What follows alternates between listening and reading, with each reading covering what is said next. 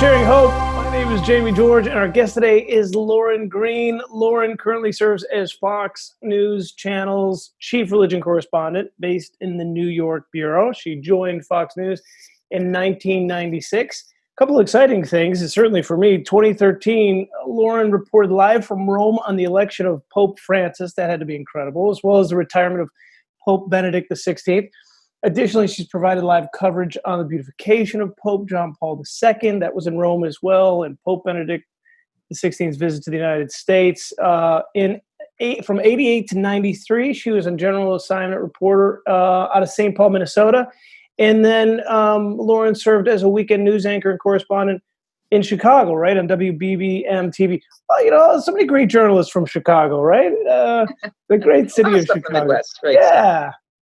Now this is fun. So along with being an anchor, Lauren is also a reputable concert pianist with a degree in piano performance from the University of Minnesota.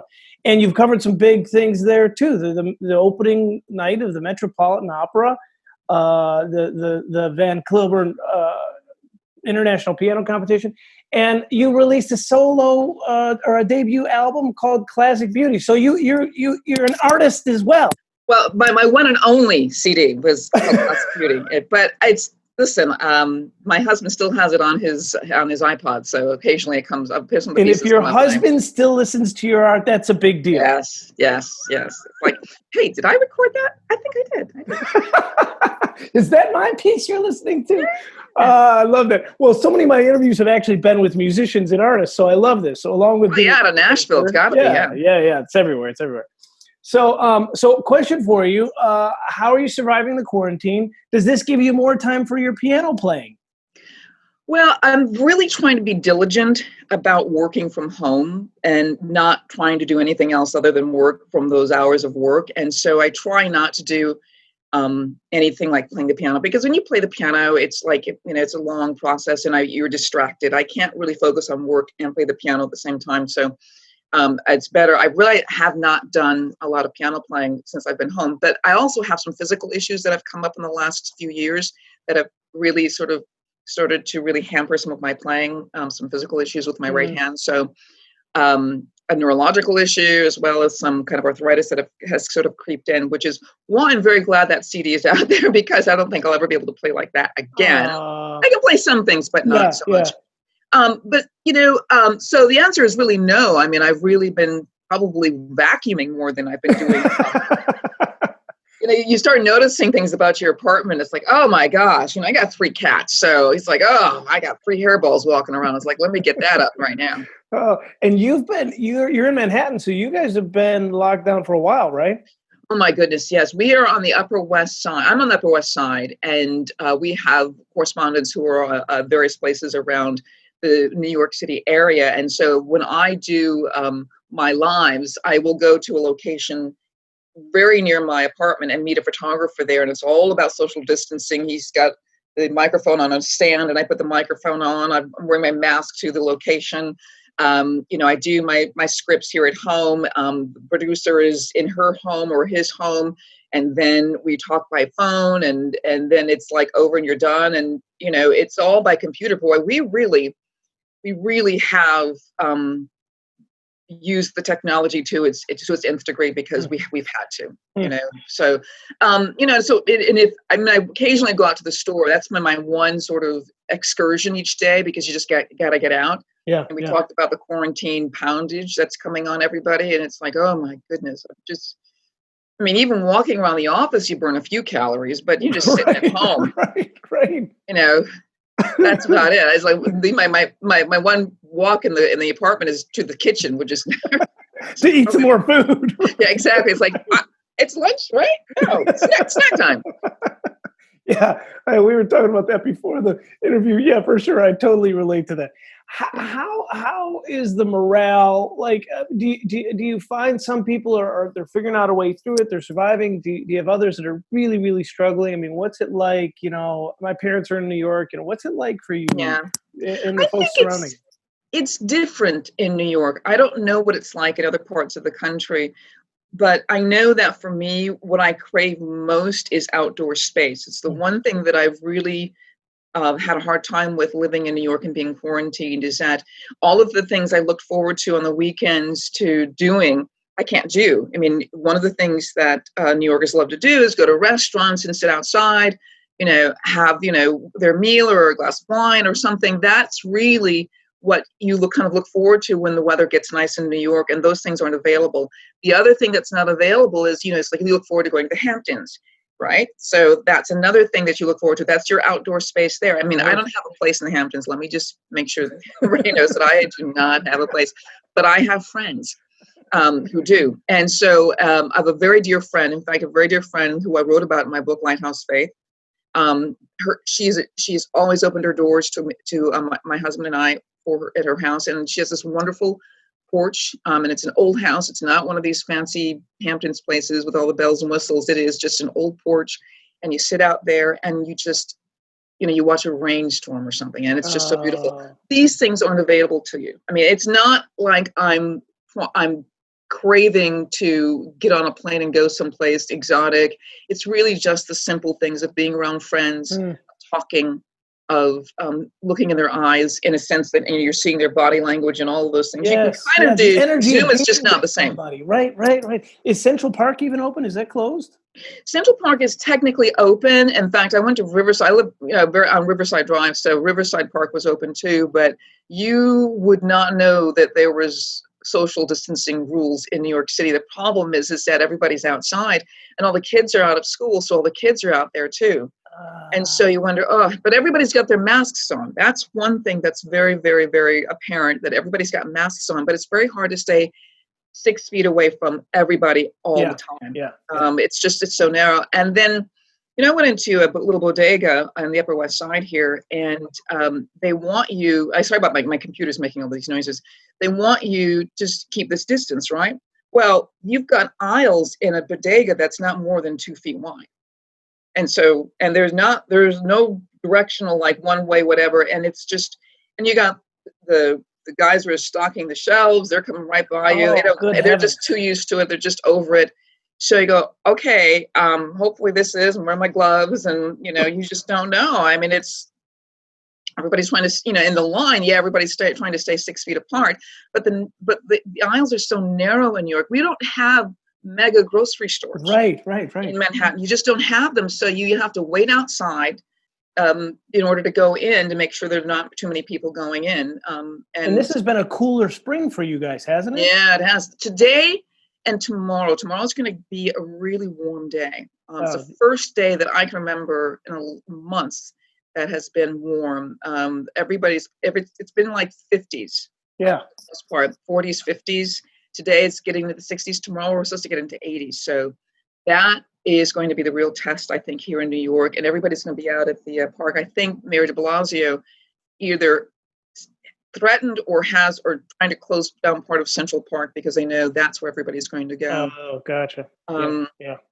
Luckily, I mean, you can still order food, and all the restaurants that you're used to going to, they deliver. But it's not the same as going into their, It's amazing how much the experience matters. Yeah. There's nothing like getting congealed cheese from a Mexican restaurant, because you're not getting it hot of the oven. Right. It's just right. It's just not the same. Quite the same. No, that's for sure. And your mother's 97 years old. And yes, she does. She is, and she lives alone. And because she's 97, she doesn't get out much. So this sort of shut-in thing it's not a whole lot different for her. What's different is that nobody can visit. Oh, yeah. And that's hard. So she and I have been doing, the last week, I've been doing kind of a morning Bible study where I read her the scriptures for the day, and and the devotional that goes along with it, and we talk about it. And she's very interested in the biblical narrative and understanding the faith in a way she's never understood it in her 97 years. Which is very fascinating. I was going to say, is something sparked the interest at this stage in life? I think, as I've grown and done my study of theology and Bible, I realized, why did I not know this when I was growing up going to Sunday school? And I realized, talking to my mom, it's like she didn't know it either. And so she had no understanding what the deeper levels of the biblical narrative were. She didn't put all of those stories together of Abraham, of Noah, of Samson, of King David, of all of those stories in the Old Testament and how they lead up to this climax in history of Jesus Christ coming into the world.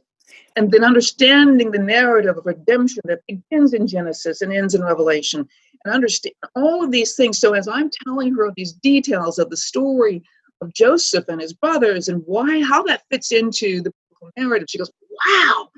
And I told her about King David. He had an affair and he killed the husband just to cover it up. She goes, oh my God. Well, we got nothing like that.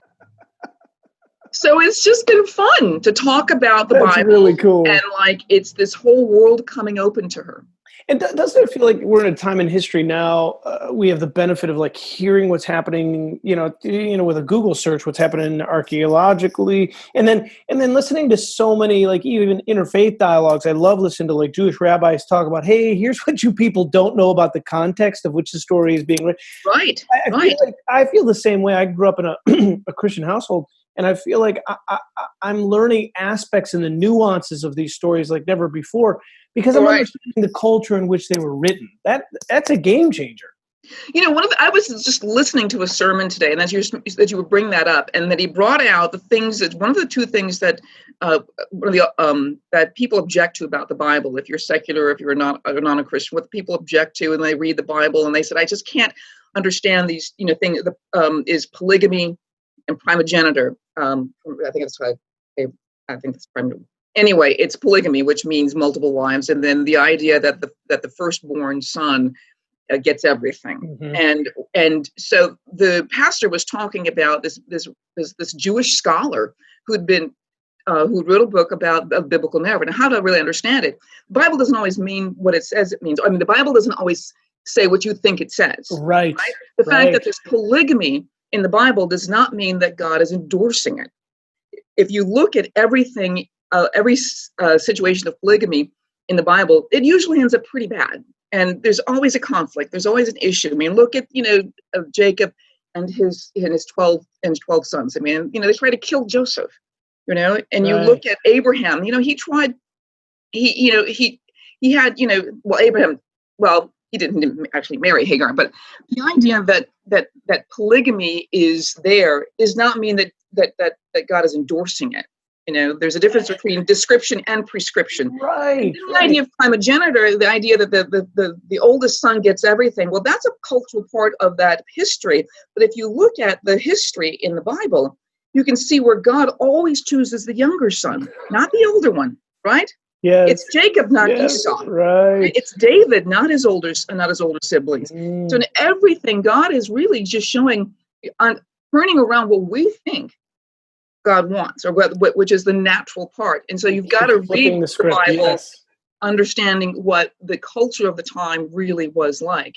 I read a great piece recently related to the whole marriage and all the thing as well in the New Testament, where they were talking about when someone got married and his brother's wife died, and they said, hey, you need to marry her too, kind of related to the right.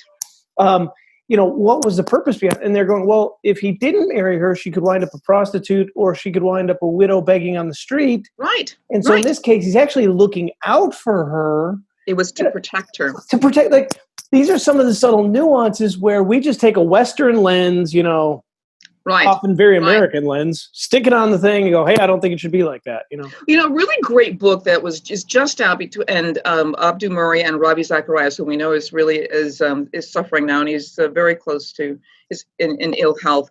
But they wrote the book about seeing Jesus through the East, and Abdu Murray talks about the honor-shame culture of the East that Jesus really brought up, and how we don't understand so much of what was happening and so much of what Jesus said because we don't understand the honor-shame culture.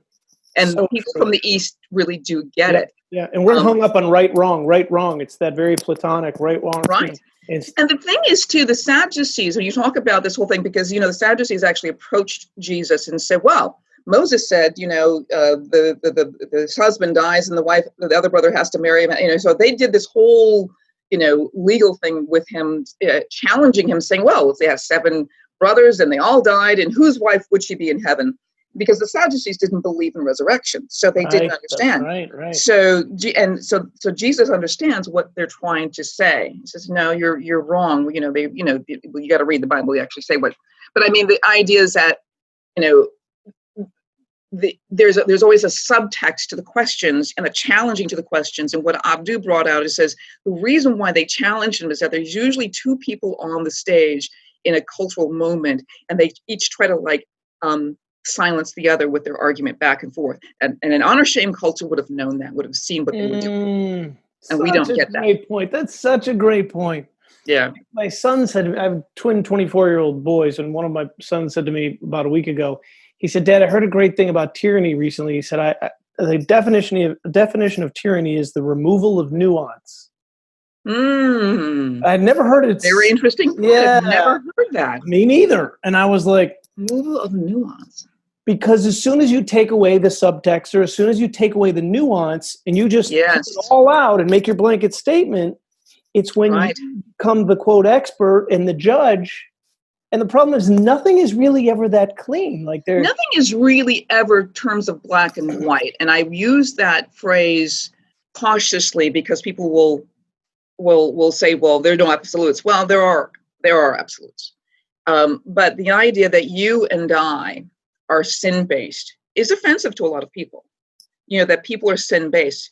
And, I read something recently that said, even if you take away, if you have, planes that give us travel and all of this modern technology to relieve so much suffering and so much stuff that's, that our cultural sort of moment of we can fly, we can drive, we can do all sorts of wonderful things, you're still going to be left with death and the sin in everyone's heart.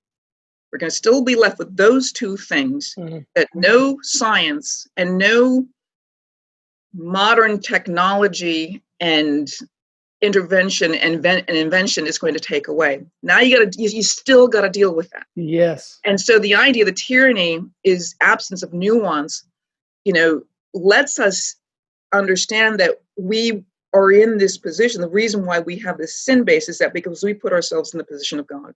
You take God out of the seat of judgment. And when you take away nuance, when you take away mercy, because mercy and grace are all part of nuance. Yes, well said. Then you've got tyranny, and then you've got the judgment. And this is, Nietzsche was always about this will to power. This is what it wasn't by all means, this big Christian at all.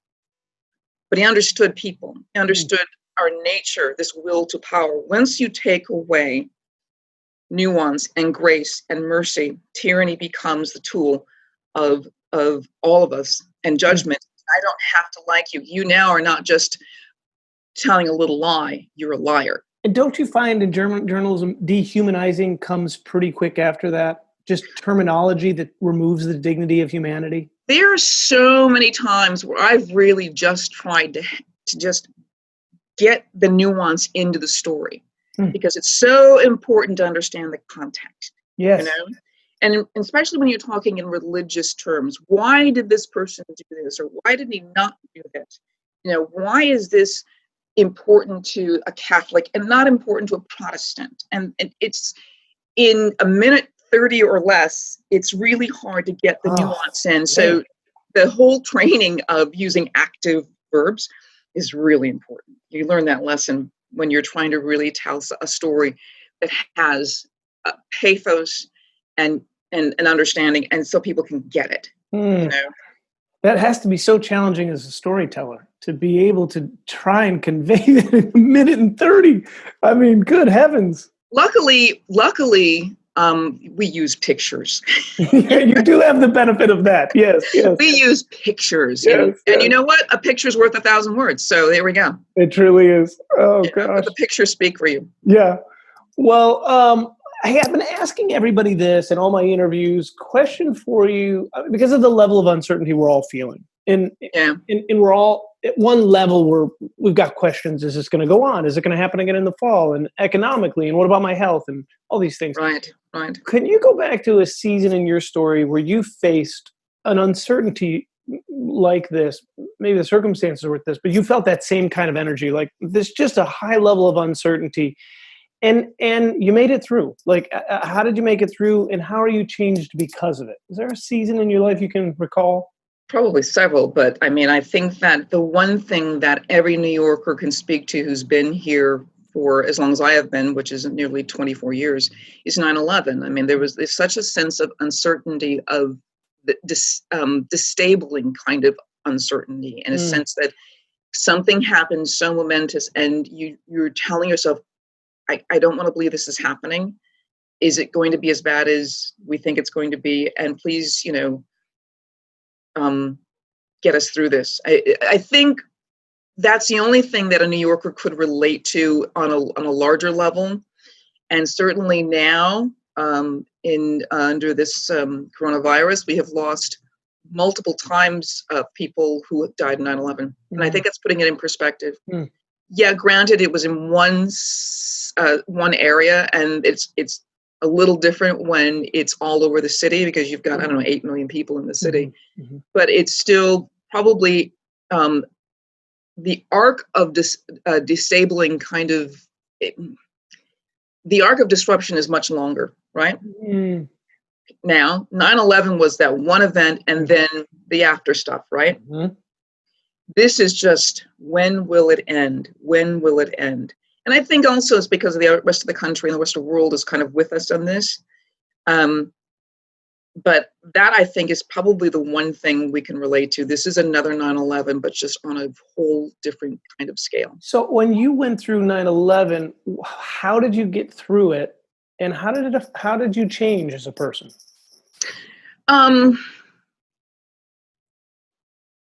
I think that C.S. Lewis talks about that pain and suffering is God's megaphone. And that, I think, was the difference, that many of us, I was already going to church anyway, but I think it sort of redefined the relationship, made it more intense, made this need more intense. Whenever you get into a situation where you're out of control, and you realize that nothing on this earth you can hold on to, that's when you realize the only thing you have is God to hold on to. That's the only stabilizing force in your life, is God. So you leaned in. You were like, look, I recognize when 9/11 happened, like this became a place of deep spiritual connection for you, like trusting. Well, I think it later became more deep spiritualized. I mean, because before then during 9/11, I was alone. I did not have a husband. I wasn't even dating anybody. So that was the disabling element right there. Wow. And I'm alone in the city. All of my family's in Minnesota. So they're all calling me, are you okay? Are you okay? Are you okay? You try to deny that anything's wrong, but then the breakdown came much later, as I was just trying to keep everything together. Luckily, there's work was there. And that's the difference. You can walk into the office and everybody's there. Everybody there's, and everybody's in it together. That was the difference, right? There was some sense of community, at least you were walking. Community. through. And so the whole need to lean on God a little bit more came a little bit later, because there was this sense of normalcy that you could get back to. This is different because you can't walk in the office. No. And I hesitate and fear what kind of mail I'm going to look at when I get back to the office, because I have not been there for 2 months. But this is the difference, being at home. And plus now I'm married, so my husband's here, my cats are here. It's not quite as bad as it was. But one of the things, I don't know if you know that Christina Stanton is a friend of mine, and she wrote a book called Out of the Shadows of 9/11. And she wrote about her experiences. And I think that's the difference too. I kind of feel the same way, that she and her husband barely survived 9/11. They were running the plane went into the second tower, I think, and it passed by her deck in her apartment, like 500 feet. And when it hit, it blew her back. They ran out of the apartment. She's just in a nightgown, nothing else. And at one point, the buildings fall, and all the yellow dust and all the particles fall on them. And and they're running, and she finally just stops because they're at the end of the island, and the next thing is the water. And she finally says to her husband, says, "Are we going to die? Are we going to die today?" And then that's when he starts saying the Lord's Prayer. See, that's the difference. And I just did another podcast with her because she came down with the coronavirus and in a hospital in 17 days, for 17 days in Florida. And she goes, she could not be with her husband because, of course, they're isolated. Right. She says the difference between then and 9/11 and now was that then she had God, but she really didn't understand her relationship with God. And now she is secure in her relationship with God. And if God is all that she has, then that's God is all she needs. And I know, and her states that I know where I'm going. And it's okay now. And I think that's the difference for me too. Then my relationship with God was like, what are we doing here? Right, what's going on? Now the relationship is so different. And I know that God is my stronghold. I know God is my refuge. I know where I'm going when I leave this earth. If it's time now. So there's this inner sense of confidence.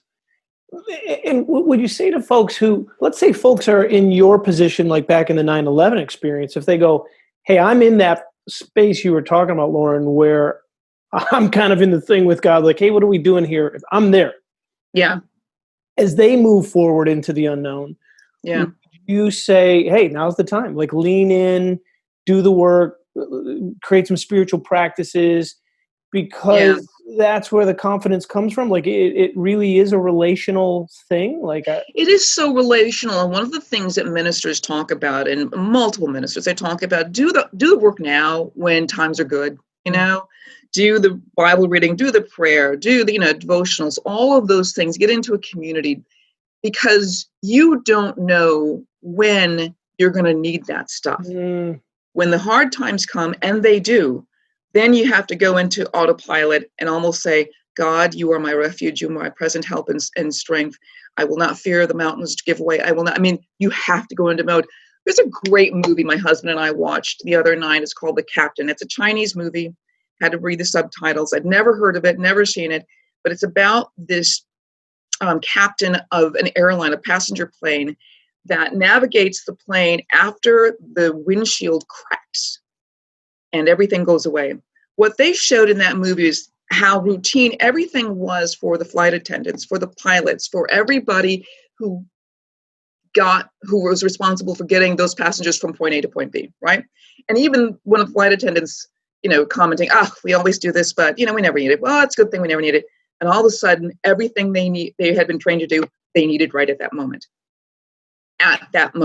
And they went into autopilot mode. Let's get it done. Let's get it done. And you were just like on pins and needles, wondering what's going to happen. Wow. Because they navigated that plane through a storm, and because they couldn't stay up in the air, they couldn't go to their location, so they had to actually go through the storm. And the pilot circled and then realized he saw an opening through the storm, and he got it through the storm. I'll tell you, if you want to know a motivational story about making it through the storm, that is one. This is it. It's called The Captain. It's called The Captain. Wow. It's on demand. I don't know. It's on demand here in New York, but on Spectrum. But it was, you can make all sorts of comments about the Chinese and Communist Party and all of the other stuff, but you and I know that Christianity is growing by leaps and bounds in China. I've been there, actually, and been with some of the people in the churches there. And the other thing that surprised me, too, was just that it wasn't not underground. There's massive churches you can walk up to. And No, you're right. Which is why the communist government is really kind of cracking down, because they fear Christianity. But I'll tell you, there's so many Christian elements in that movie. Without stating it, that whole idea of making it through the storm is amazing. And I love that initial analogy. If we do the work now, when the storm comes, it's now it's second nature. We've already got the habit in place.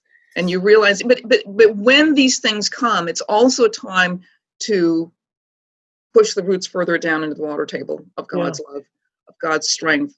When I am weak, then I am strong.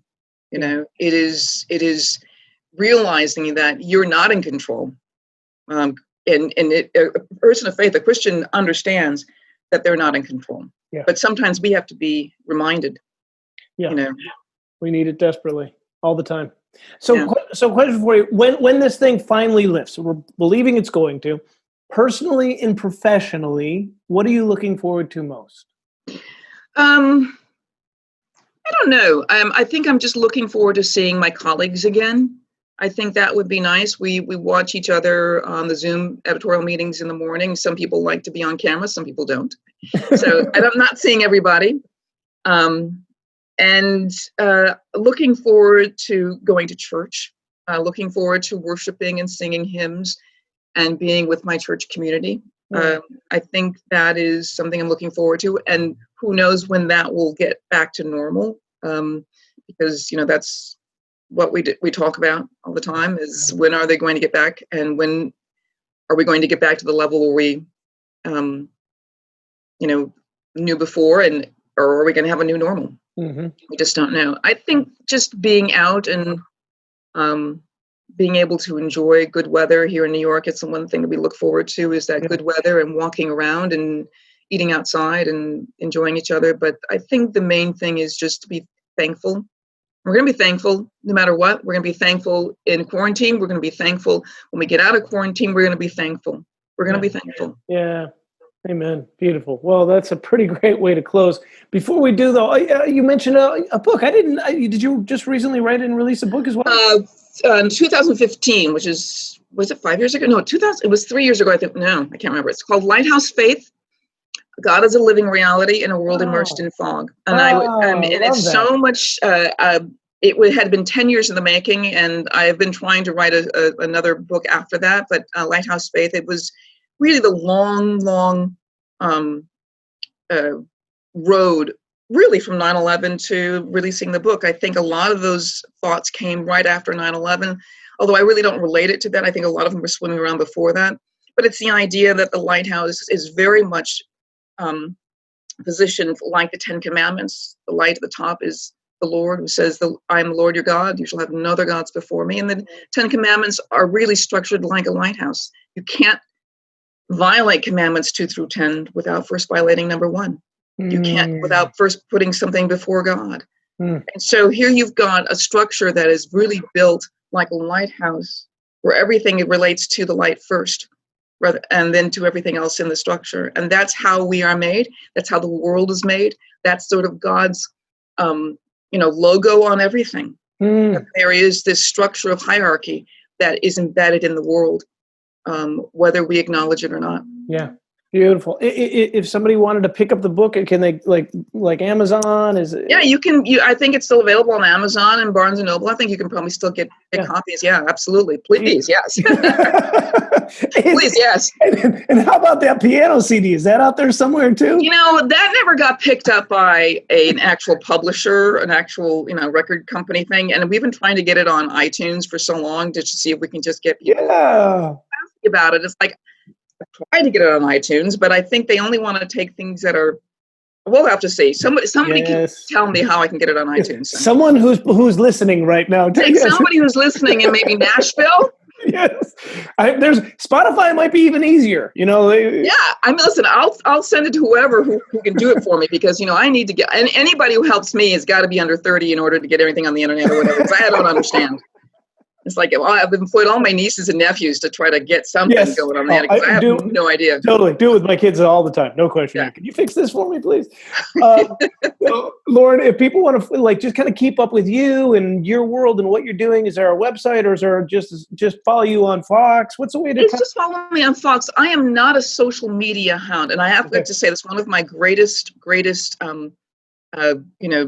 problems is that I've not grown up in a social media world, and I don't understand it. And some of the experiences I've had have been really negative. And so I tend to keep off of them. Yeah. Because I'm so fearful of having knee-jerk reactions to something somebody says. And it's like, okay, there goes your job. Right. Although there are a few people out there that somehow maintained their jobs in the midst. I know, but it's like, I'd be the one, that wouldn't.